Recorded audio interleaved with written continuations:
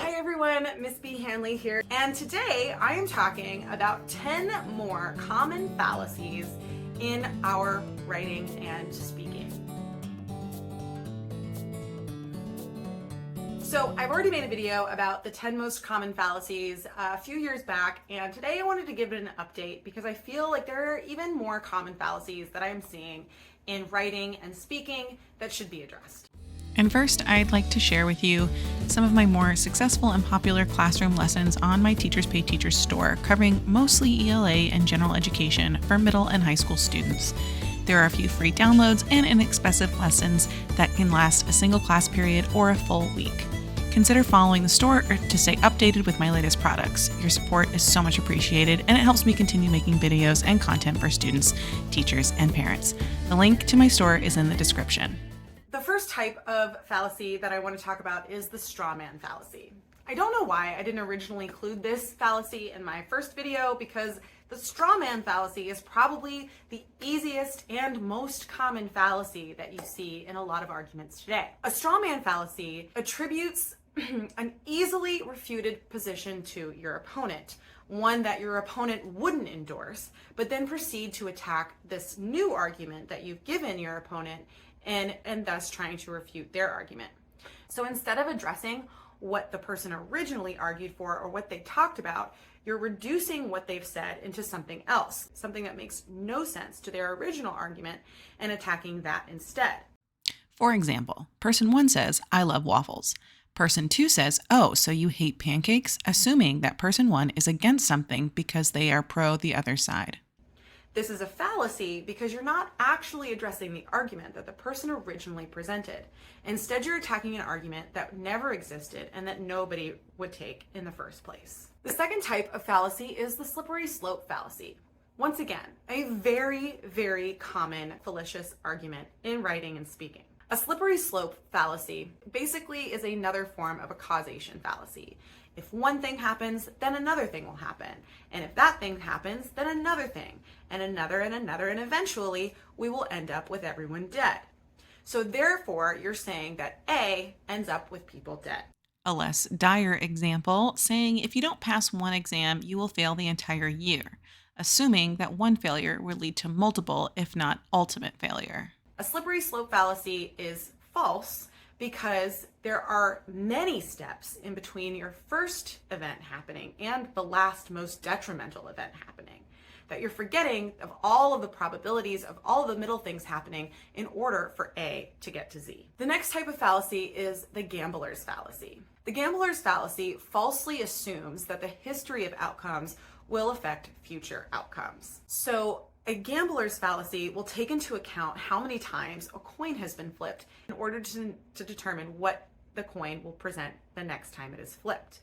So for example, if the probability of a coin being flipped is 50% and a coin has been flipped on heads 5 times, then definitely by the next one, it's going to land tails. This is false because there is no way to determine whether or not a coin is going to present in heads or tails, and the past outcomes of the coin flipping heads or tails is not going to affect what it's going to flip the next time. The next type of fallacy is known as begging the question. Begging the question fallacies are a form of circular reasoning in which the conclusion is derived from the original argument, and it presupposes the conclusion. For example, saying that women shouldn't fight bulls because a bullfighter is always a man, then you have a circular reasoning. Number 5 fallacy is a loaded question fallacy. This is kind of similar to a rhetorical question, which we talked about in our rhetorical devices video. But a loaded question is a little bit different.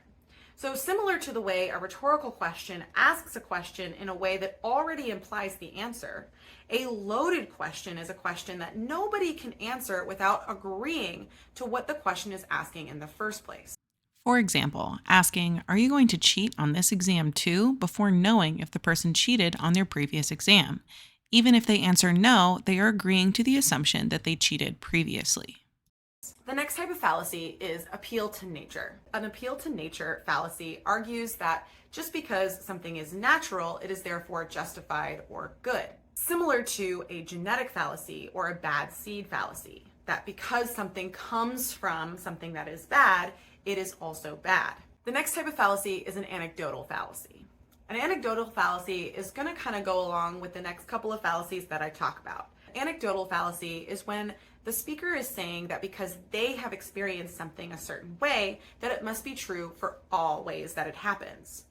For example, saying that women can't drive because all of the accidents I've been in have been with women is an anecdotal fallacy. It doesn't necessarily mean that women can't drive or women are bad drivers just because a singular person has had multiple experiences with that happening. The next type of fallacy, like I said, goes along with the one previous to it, and it's confirmation bias. Confirmation bias is the tendency to look for evidence in favor of one's own controversial hypothesis. An example of confirmation bias is when you say that other people who have the same beliefs provided evidence confirming those beliefs. You're using confirmation bias. You are looking for evidence that confirms your beliefs while ignoring or overlooking evidence that goes against your beliefs.